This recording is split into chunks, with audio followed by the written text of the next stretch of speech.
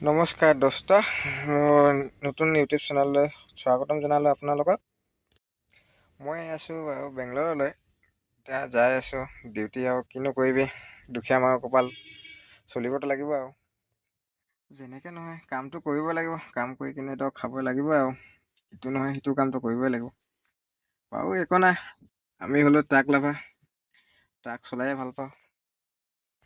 একো নাই বাৰু, চবে ছাপোৰ্ট কৰিবে। মোৰ এইটো নতুন ব্লগ হয়, প্ৰথমবাৰ ব্লগ বনাইছোঁ এতিয়া ইউটিউবত। নতুন চেনেল, নতুন ইউটিউবাৰ, চাই লওঁ আপোনালোকৰ আশীৰ্বাদতে।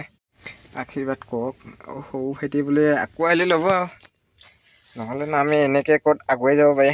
আপোনালোক আশীৰ্বাদ, মৰম, চেনেহ অকণমান দিবি, দি কিনে আৰু কৰিবি। সৰু ভাইটি বুলি ইমান ধুনীয়াকৈ ভিডিঅ' বনাব নোৱাৰি, চেষ্টা কৰি আছোঁ আৰু ভালকৈ দিবৰ কাৰণে।